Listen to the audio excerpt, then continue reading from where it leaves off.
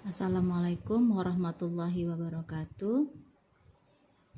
Baik, kali ini kita akan membahas tentang asuhan keperawatan pada sirosis hepatis. Pada 1 jam ke depan nanti kita akan membahas apa itu fungsi hati, bagaimana fungsi hati dapat terganggu jika terjadi sirosis hepatis, kemudian bagaimana patofisiologi dan etiologinya, manifestasi klinis, sampai kepada asuhan keperawatan yang dapat kita kerjakan.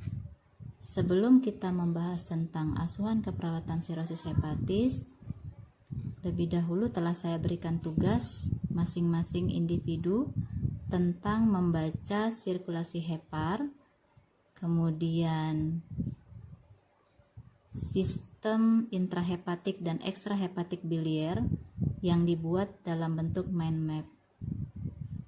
Semoga semua masing-masing telah memahami bagaimana sirkulasi hepar dan bagaimana sirkulasi biliar, karena ini ada kaitannya nanti dengan proses yang terjadi pada sirosis hepatis.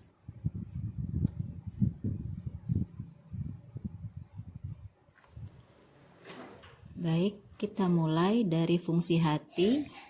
Yang pertama adalah metabolisme glukosa, di mana hati dapat memetabolisme glukosa atau metabolisme karbohidrat dalam hal penyimpanan glikogen. Kemudian pengubahan amonia menjadi ureum, metabolisme protein, metabolisme lemak sebagai penyimpanan vitamin dan zat mineral, metabolisme obat, pembentukan cairan empedu, dan ekskresi bilirubin. Pengertian tentang sirosis hepatis adalah yang diambil dari Price tahun 95, yaitu penyakit hati kronik yang dicirikan oleh distorsi arsitektur hati, oleh lembar-lembar jaringan ikat dan nodul-nodul regenerasi hati yang tidak berkaitan dengan vaskular normal. Maksudnya apa? Bahwa pertumbuhan jaringan fibrosa yang luas di hati sebagai akibat proses dari peradangan kronis.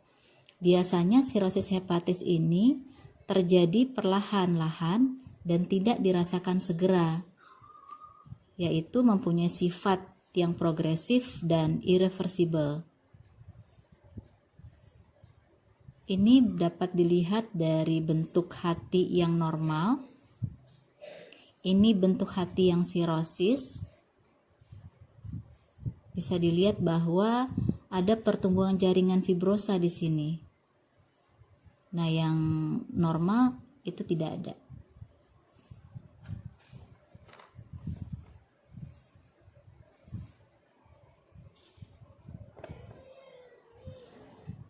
Sirosis hepatis itu ada 3 bagian secara makro: nodul, mikronodul, dan biliar. Yang makronodul ini disebut dengan sirosis lenek atau sirosis alkoholik. Yang mikronodul itu disebut dengan sirosis postnekrotik atau biasanya disebabkan oleh hepatitis dan obat-obatan.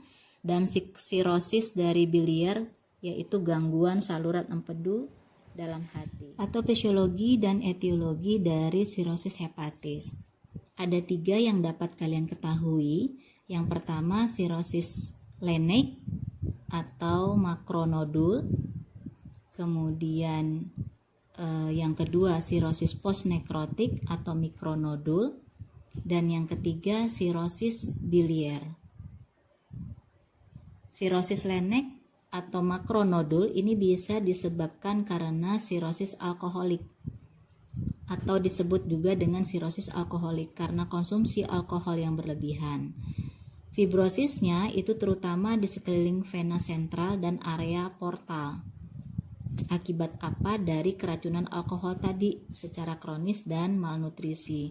Biasanya pasien atau penderita atau seseorang yang konsumsi alkohol secara berlebihan, dia tidak nafsu makan sehingga apa? Terjadi malnutrisi.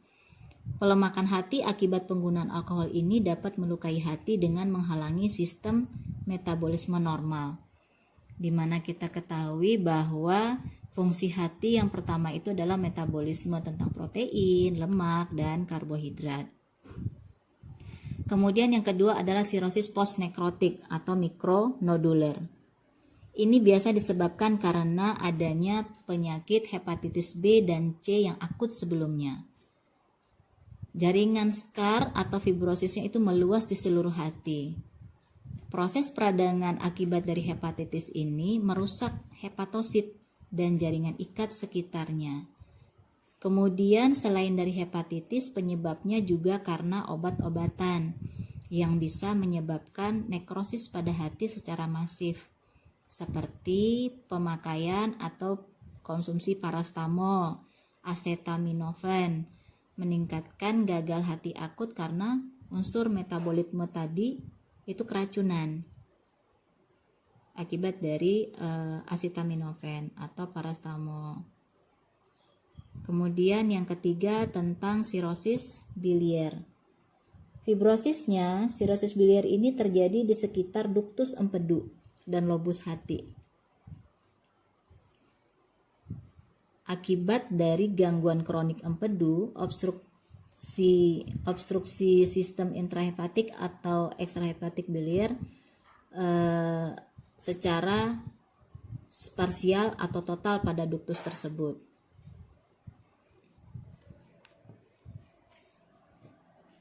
Akhirnya nanti dapat membentuk jaringan parut dan menyebabkan penyumbatan.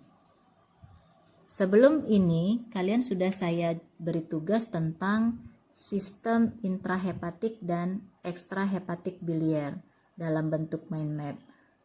Coba dilihat bagaimana obstruksi ada jenis sirosis lain yang dapat kalian ketahui selain sirosis hepatis, yaitu sirosis kardiak. Karena nanti ada kaitannya dengan sirkulasi hepar. Sirosis kardiak ini sering pada penderita gagal jantung kanan.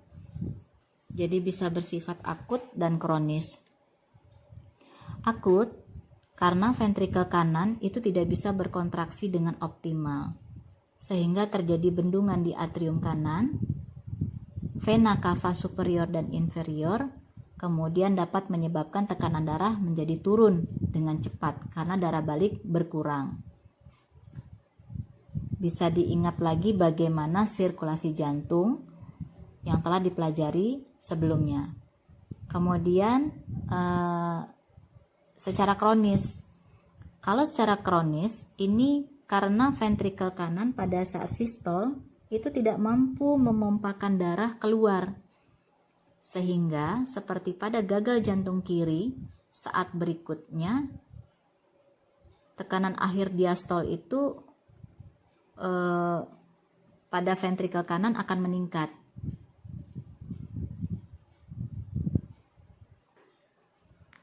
Tekanan di atrium kanan meningkat, bendungan darah di vena cava superior, vena cava inferior, sampai seluruh sistem vena, terjadi bendungan di vena hepatika dan terjadi hepatomegali. Manifestasi klinis dan etiologi berikutnya akan saya jelaskan.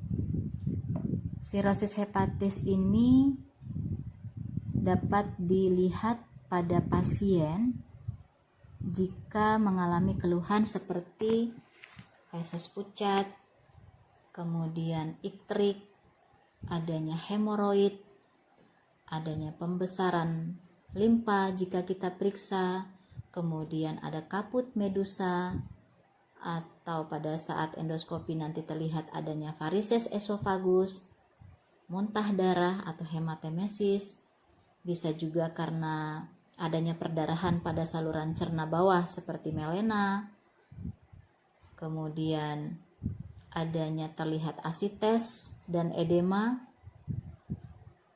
Pada pemeriksaan laboratorium adanya pansitopenia, seluruh sel darah eritrosit, monosit, basofil itu turun sehingga menyebabkan sistem imun menurun pada pasien dengan sirosis hepatis. Kemudian darahnya sukar membeku, trombositopenia. Kemudian juga berat badan jadi turun, adanya ginikomastia, terlihat spider nevi, erythema palmaris, kemudian bisa juga terjadi koma. Ini berikut saya jelaskan bagaimana sirosis hepatis ini dapat menyebabkan gejala-gejala tadi. Jadi kita mulai bahwa hepatosit tadi yang sudah kita jelaskan di definisi awal itu menjadi jaringan fibrosa yang berbenjol-benjol atau nodular, sehingga dapat menghambat aliran darah dan empedu di hepar. Akibatnya terjadi hepatomegali. Hepar menjadi mengecil dan mengkerut. Terjadinya secara perlahan, progresif, dan irreversible. Itu yang kita pahami tentang sirosis hepatis. Baik, pada saat hepar mengecil dan mengkerut, terjadi kegagalan kronis hati dan obstruksi sirkulasi portal dari seluruh sistem vena yang ada di abdomen. Sehingga apa? Seluruh darah masuk ke vena porta. Ini akan menyebabkan tekanan di vena abdomen itu menjadi meningkat, sehingga pembuluh darah di gastrointestinal tract atau saluran GI atau gastrointestinal menjadi penuh akibat bendungan. Ini kita pahami bagaimana sistem tekanan hidrostatik meningkat, tekanan osmotik menurun. Itu telah kita bahas pada pelajaran pada semester sebelumnya. Sehingga apa? Pada saat pembuluh darah di GI tract menjadi penuh akibat bendungan, tekanan hidrostatik meningkat. Terjadilah perembesan dari plasma. Ini jika plasma mengandung mikroorganisme, maka karena perembesan tersebut, mikroorganisme akan ikut keluar sehingga mencemari seluruh bagian dari peritoneum. Inilah yang disebut dengan peritonitis. Nah, bagaimana bisa terjadi feses pucat? Pada pasien sirosis hepatis kan tadi heparnya mengecil dan mengkerut. Nah, begitu hepar mengecil dan mengkerut terjadi obstruksi pada saluran empedu sehingga aliran ductus biliaris menjadi menurun. Lihat mind mapping yang telah kalian buat tentang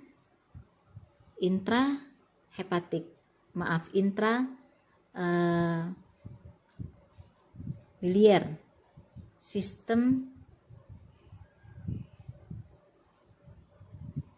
intrahepatik dan ekstrahepatik biliar yang telah kalian buat, sehingga tidak menghayal pada saat saya jelaskan. Jadi kalian lihat mind mappingnya, sehingga pada saat sistem intrahepatik, ini masih intrahepatik ya, obstruksi pada saluran empedu itu menyebabkan aliran ductus biliaris jadi menurun.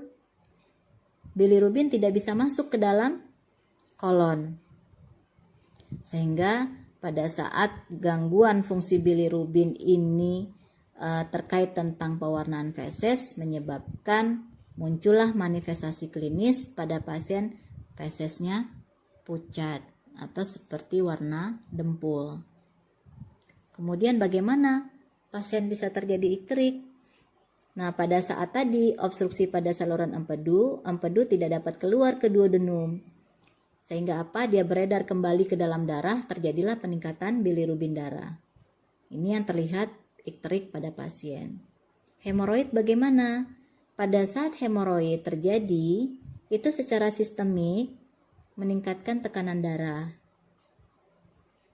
Tekanan darah di vena porta. Tahanan terhadap aliran vena porta, kemudian darah mengalir dan menumpuk di vena lain. Terjadilah peningkatan pada vasodilator faktor, dilatasi vena superficialis yang akan membesar di area-area superficialis seperti rektum, limfa, gaster, intestinal, dan esofagus. Yang terlihat pada pasien apa? Pada rektum, dilatasi ini akan terlihat seperti yang kita sebut dengan hemoroid. Pada limfa, vasodilator faktor ini akan menyebabkan terjadinya splenomegali. Di gaster dan intestinal akan terlihat kaput medusa. Di esofagus akan terlihat varises esofagus. Lebih lanjut, yang terjadi pada varises esofagus adalah dapat menyebabkan dinding vena tergang dan menipis, sehingga tekanan intraabdomen menjadi meningkat. Aliran dalam esofagus pun jadi meningkat. Vena ini menjadi mudah ruptur. Jika tidak terkompensasi, vena ruptur ini akan menjadi pecah. Jadi vena ruptur maksudnya venanya pecah. Jadi kalau dia tidak bisa terkompensasi karena terus-terusan tergang dan menipis, ini bisa ke saluran cerna atas dan saluran cerna bawah. Kalau pecah ke saluran cerna atas, dia itu di esofagus, terjadilah hematemesis. Pecah dia di saluran cerna bawah, di hernia interna terjadi melena atau hemoroid.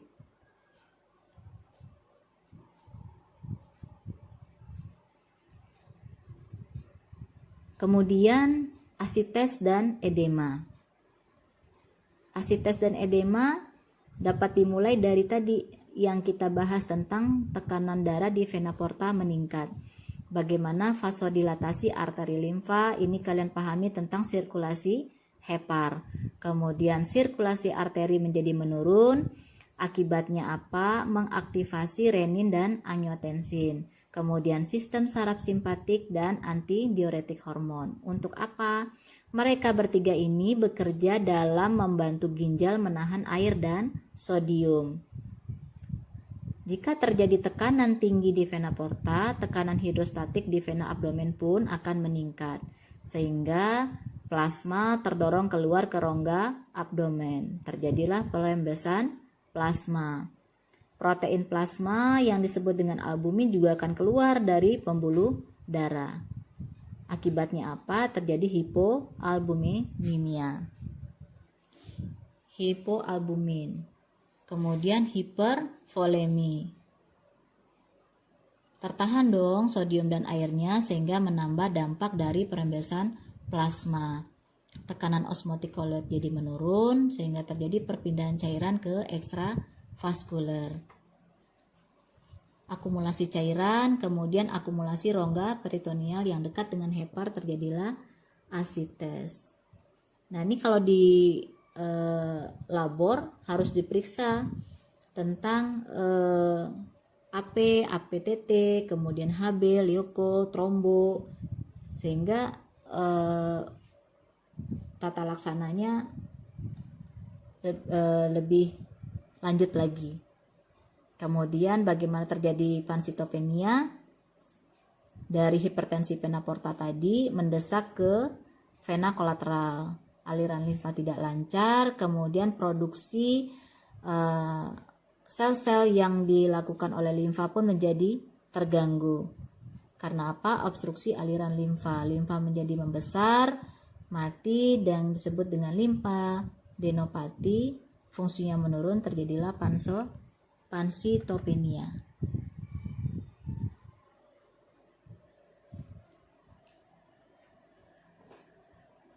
Gejala klinis yang lain adalah bagaimana sirosis hepatis ini terlihat pada pasien pada masa pembukuan darah memanjang. Seperti yang saya sebutkan tadi, di pemeriksaan labor itu akan terlihat AP dan APTT-nya menurun. Karena hepatosit tadi rusak, menyebabkan sekresi empedu jadi menurun, sehingga penurunan penyerapan dari vitamin yang larut dalam lemak seperti vitamin K. Nah, faktor pembukuan darah jadi tidak bisa diproduksi secara adekuat. Terjadilah gangguan koagulasi, di mana produksi fibrinogen, trombin, globulin, faktor 7, 9, 10 jadi menurun. Akibatnya darah sukar membeku. Faktor pembekuan darah yang tidak diproduksi secara adekuat ini dapat menyebabkan splenomegali sehingga merusak trombosit yang dapat dilihat pada pasien, yaitu trombositopenia dari hasil laboratoriumnya. Manifestasi klinis yang lain kita lihat pada gangguan fungsi dari hepar, yaitu yang pertama tentang metabolisme karbohidrat.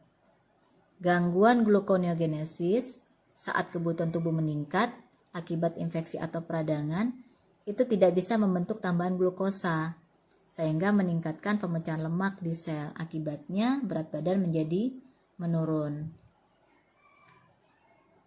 Kemudian juga terjadi gangguan penyimpanan glikogen. Ini dapat mengakibatkan glukosa meningkat di dalam darah atau yang disebut dengan hiperglikemia. Jika berlanjut terus-menerus dan memperburuk keadaan umum penderita sehingga dapat menjadi KAD, kidney acute disease, yang disebabkan karena komplikasi dari hiperglikemia. Kemudian kita dapat juga lihat pada pasien dengan sirosis hepatis terjadinya ginikomastia. Ini karena terjadinya gangguan pada metabolisme lemak di hati. Akhirnya gangguan pembentukan hormon karena salah satu pembentukan hormon ini adalah dari lemak, sintesis lemak, di mana pembentukannya dapat mengkonversi androgen ke estrogen itu jadi meningkat. Estrogen meningkat, terjadilah ginikomastia. Ini pada laki-laki. Kemudian karena gangguan pembentukan hormon tadi, estrogen meningkat, terjadilah vasodilatasi vaskuler. Sirkulasi menjadi hiperdinamis. Aliran darah ke vena superficial jadi meningkat. Itulah terjadi, dapat dilihat pada pasien adanya spider nevi, erythema palmaris.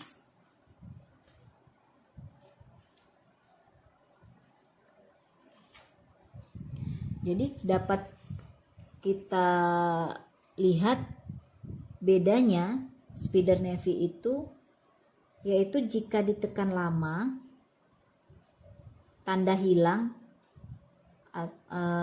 maka saat tekanan dilepaskan akan terlihat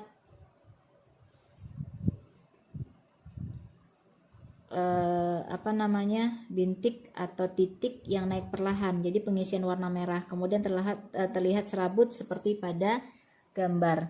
Nanti saya lihatkan gambarnya, jadi seperti gambar ini. Nah, ini dia. Jadi kalau tekan lama-lama, nanti kemudian pada saat tekanan dilepaskan akan terlihat bagaimana nanti akan naik tuh yang perlahan pengisian warna merahnya. Nanti ada serabut-serabut seperti ini.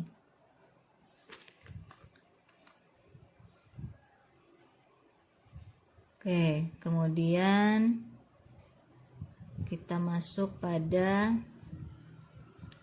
klasifikasi kondisi sirosis. Klasifikasi kondisi sirosis.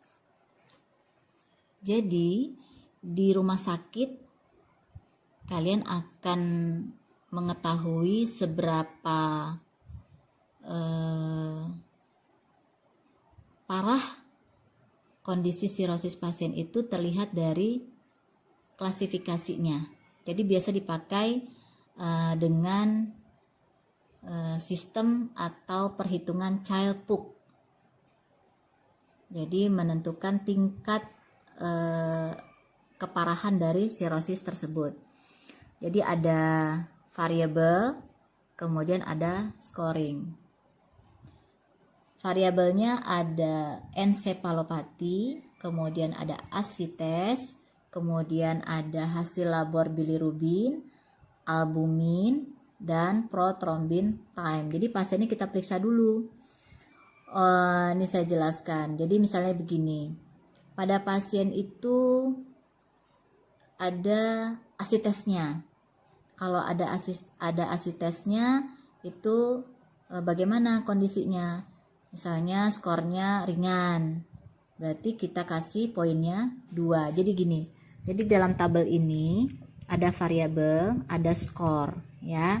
Variabelnya tadi yang saya sebutkan, ada ensefalopati, asites, bilirubin, albumin, dan protrombin time.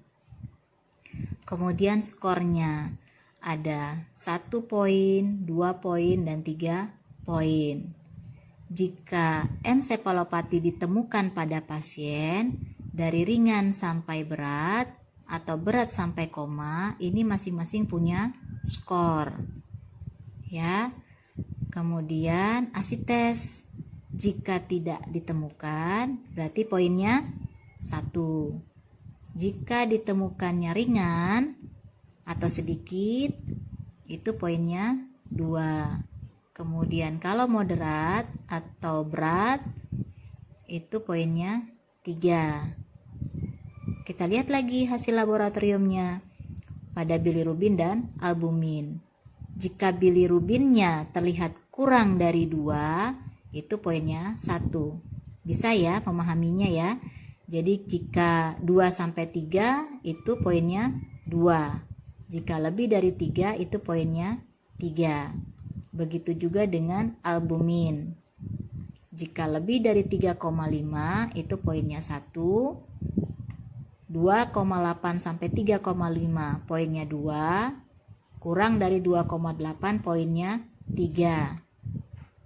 Protrombin time-nya 1 sampai 4 detik itu 1. 4 sampai 6 itu poinnya 2. Lebih dari 6 poinnya 3. Kemudian kita hitung. Berapa nih tingkat keparahan sirosis pasiennya? Jika total skornya 5 atau 6 ya, itu masuk dalam kelas A. Kemudian jika skornya 7 sampai 9, jadi hitung nanti nih. Dihitung misalnya absen enggak ada berarti ya cuman 1. Berarti berapa nih? 1 2 3 4 5 berarti cuma 5. Berarti dia kelasnya A. Enggak ada semuanya misalnya. Kemudian jika skornya 7 sampai 9, berarti sirosisnya kelas B. Terus jika skornya 10 atau lebih, masuk kategori kelas C. Nah, CELPUK ini yang kelas A disebut dengan ringan. Kemudian yang kelas B disebut dengan sedang, jadi sirosisnya sedang, tingkat keparahannya sedang. Kemudian yang C itu berat sampai perburukan. Oke, jadi yang pertama kalau pada saat pengkajian pasien itu dulu yang kita lihat CELPUK-nya. CELPUK-nya kelas berapa? Gitu ya. Barulah kita lakukan pemeriksaan yang lain. Seperti ini saya lihatkan pemeriksaan penunjang tadi, ini sudah kita bahas di awal. Kemudian ini hasil normalnya juga sudah kita bahas, atau hanya menjadi panduan saja karena beberapa rumah sakit beda ya tingkat normalnya. Kemudian pemeriksaan penunjang diagnostik. Nah, pada sirosis hepatis pemeriksaan penunjang diagnostiknya itu biasanya itu dilakukan yang pertama kali adalah biopsi hati, biar dapat kita mengidentifikasi kerusakan dan tingkat fibrosis hati. Kemudian mau tahu lagi nih bagaimana ukurannya, teratur atau tidak, deteksi masanya seberapa, itu melalui scanning. Jika memang terjadi perdarahan seperti kita bahas tadi di saluran cerna bawah, di saluran cerna atas, terjadinya varises atau tidak, itu bisa dilakukan esofagoskopi. Nggak bisa kelihatan kalau varises esofagus dari pemeriksaan yang lain kecuali esofagoskopi. Kemudian kita bisa lihat lagi, oh ternyata pasiennya asites. Mau tahu dong jenis selnya seperti apa, apakah proteinnya bagaimana dan bakterikah seberapa banyak, itu melalui para sentesis. Jadi diambil cairan asitesnya kemudian diperiksa. Kemudian untuk mengetahui jaundice intrahepatik itu melalui PTC. Ya. Jadi PTC itu jadi pemeriksaan diagnostik nanti dimasukin alat ya untuk melihat di intrahepatiknya seberapa di mananya jaundice-nya di intrahepatik. Kemudian laparoskopi dan biopsi untuk melihat langsung hepar. Kemudian pemeriksaan serum fungsi hati yang tadi SGOT, SGPT gitu ya, serum hati. Fungsi hati apa ada peningkatan atau tidak.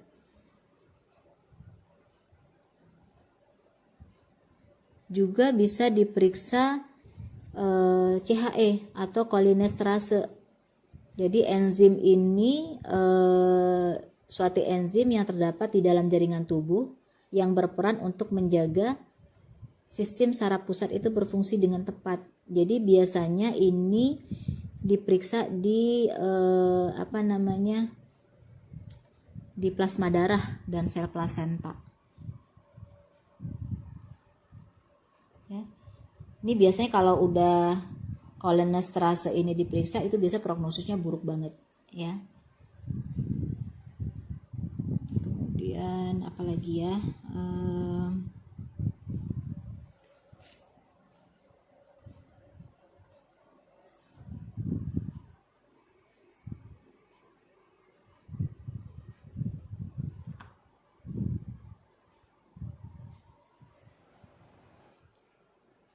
prinsip penata laksanaan pada sirosis hepatis yang pertama adalah cegah kerusakan hati itu menjadi lebih lanjut. Seperti apa? Berhenti minum alkohol, kemudian minum obat sesuai takaran,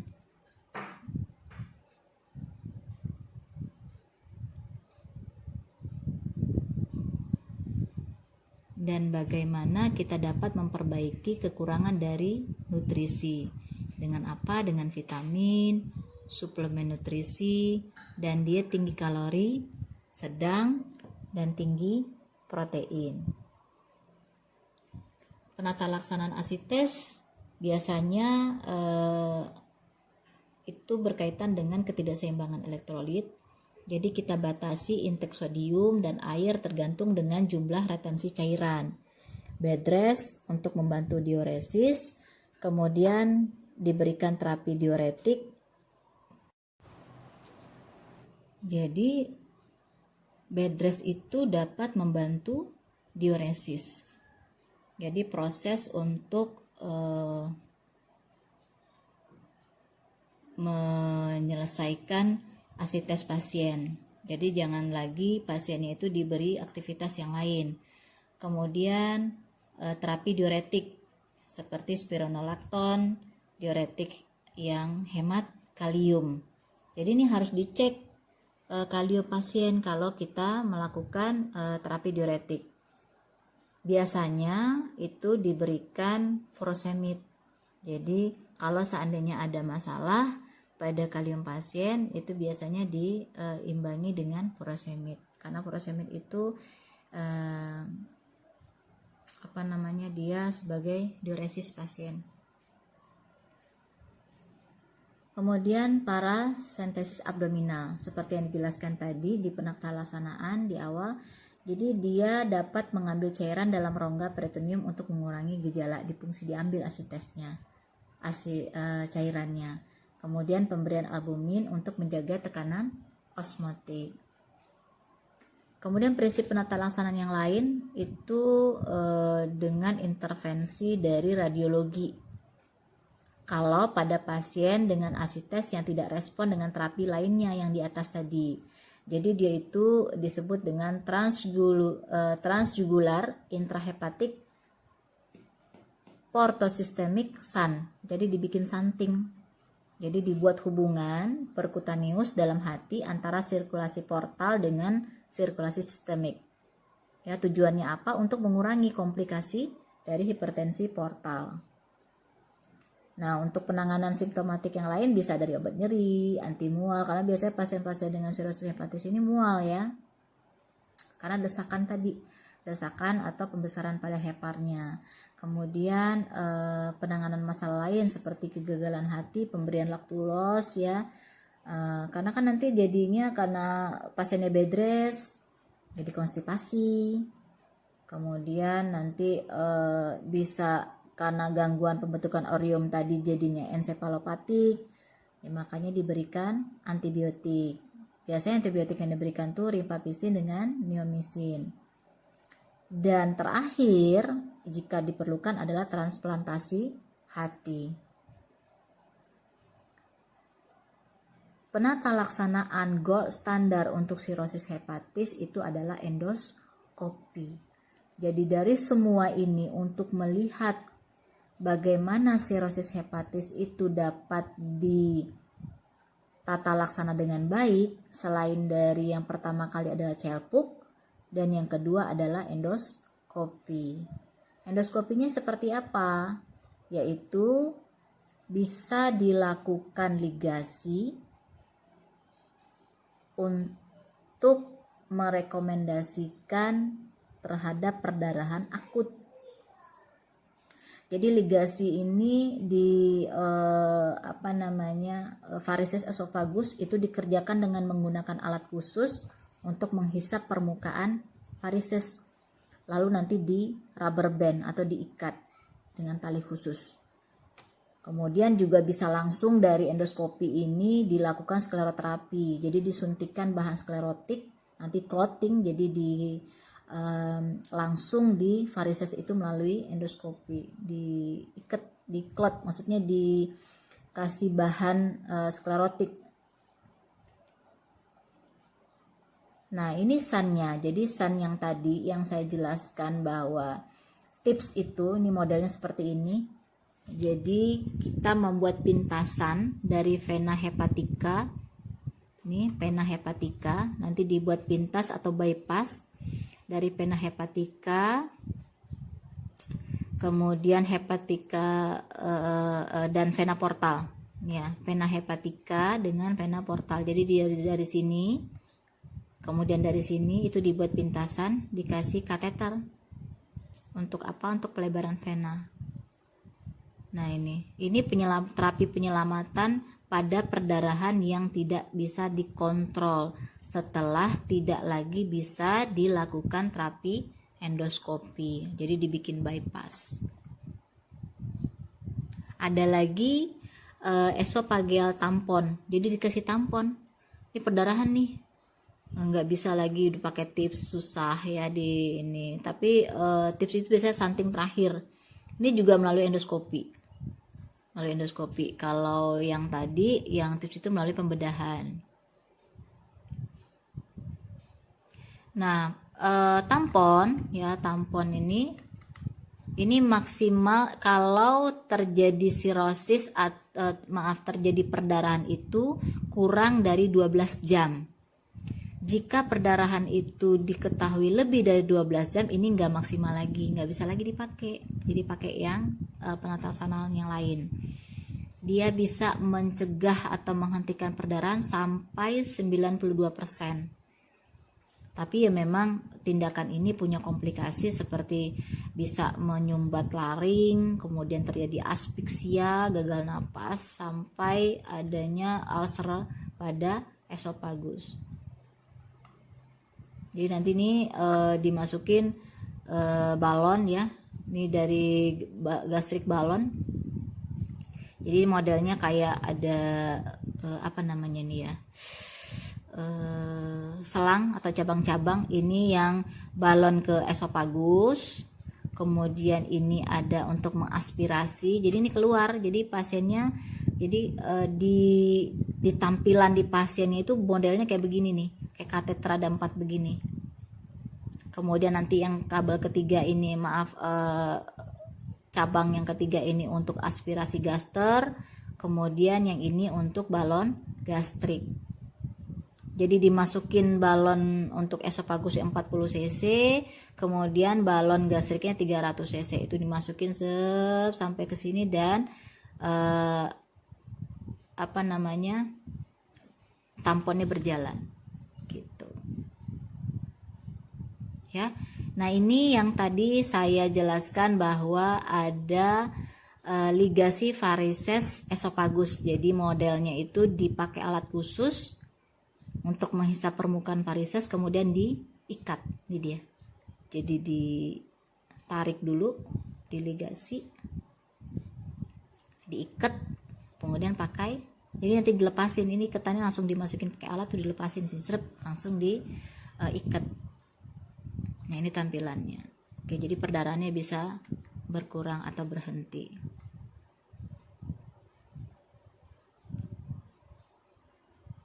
Nah, kita masuk pada pengkajian keperawatan. Sebelum tahu kita membahas tentang pengkajian keperawatan, semua penata laksanaan tadi kita harus tahu komplikasinya apa. Jadi, semua penata laksanaan itu pasien bisa terjadi hiponatremia, komplikasi pada sirosis deh, sirosis hepatis. Nah, perdarahan varises esophagus, koagulopati, peritonitis, dan ensefalopati ini komplikasi dari sirosis hepatis. Jadi dari tahu komplikasi sehingga kita dapat memilih penata laksanaan yang terbaik. Yang pertama itu adalah gold standar atau ada pengkajian keperawatan.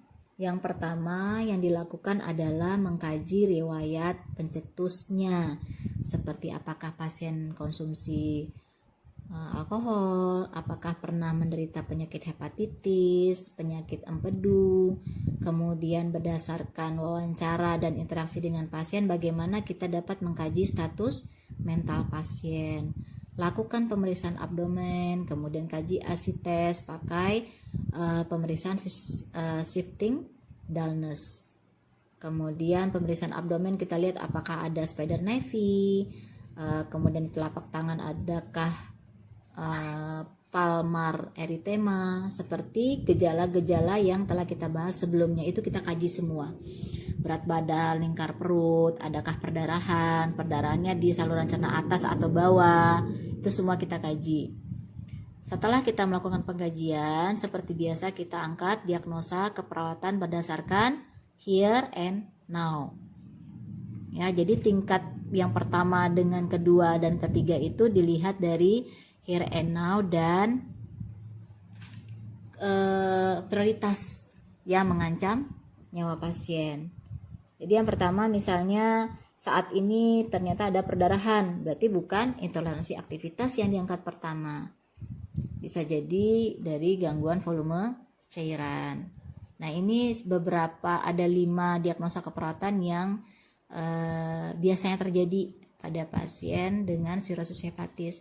Ini bisa kalian kembangkan sendiri dan dapat kalian buat sesuai dengan kasus yang ditemukan.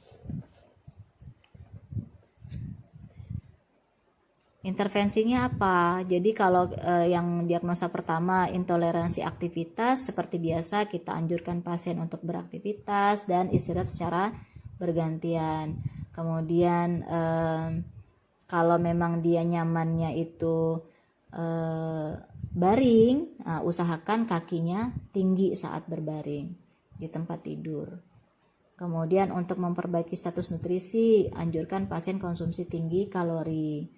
Kemudian proteinnya yang kadarnya sedang dan suplemen makanan lainnya. Jika pasien yang mengeluh mual muntah, seperti biasa kita memberikan anjuran makan sedikit tapi sering. Kemudian menjaga integritas kulit.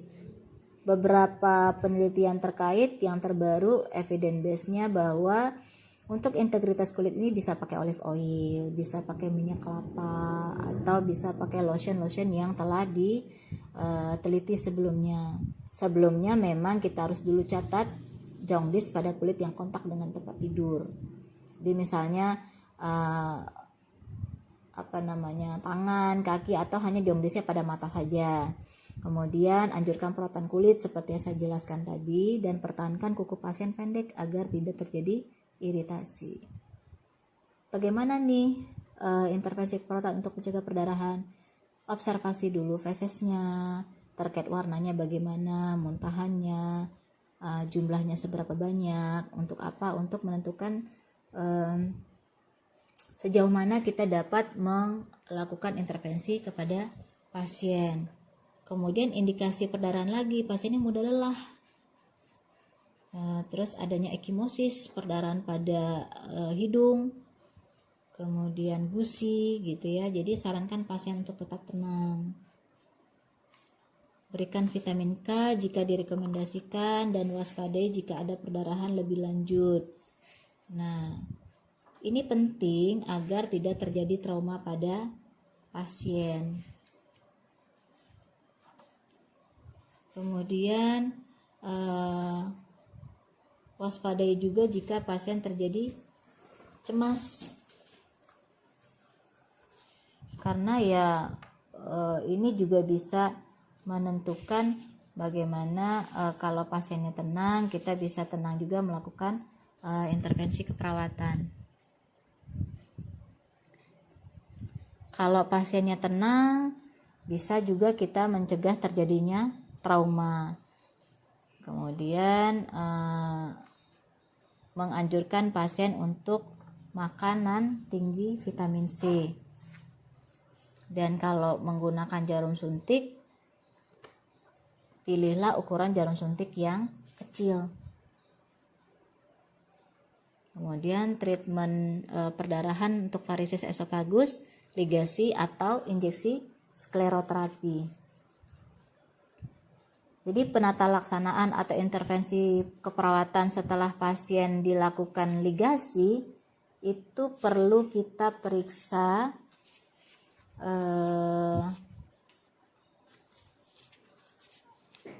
tanda-tanda vital ya setelah diperiksa.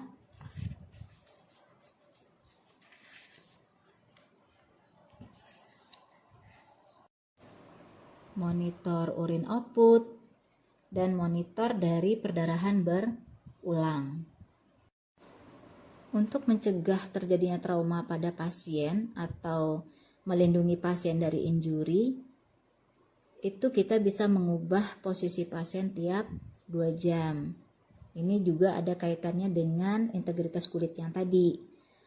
Terus kita bisa mengupayakan safety pasien seperti pada saat sikat gigi, menggunakan sikat gigi yang halus.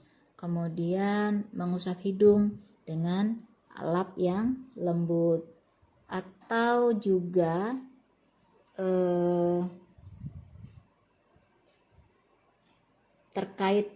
tidak terkait dengan perdarahan atau hal yang lain pada pasien sirosis hepatis, kita bisa memasangkan sitrel, kemudian bantu ambulasi kebutuhan istirahat pasien ya, beri oksigen jika diperlukan. Kemudian kita juga bisa mengatur aktivitas bertahap sesuai toleransi pasien. Jadi batasi aktivitas nih jika muncul tanda perdarahan.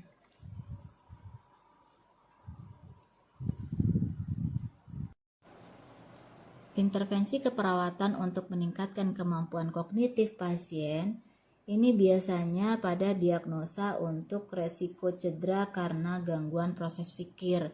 Ini pada pasien-pasien yang post-ensefalopati atau kita ingin mencegah terjadinya ensefalopati pasien. Jadi bagaimana caranya kita dapat membatasi intake tinggi protein, terutama kadar amonia yang tinggi. Kemudian mencegah sepsis dengan tindakan antisepsis dan asepsis. Monitor intake dan output cairan, kadar elektrolit, pertahankan lingkungan yang nyaman, kemudian monitor tingkat kesadaran pasien.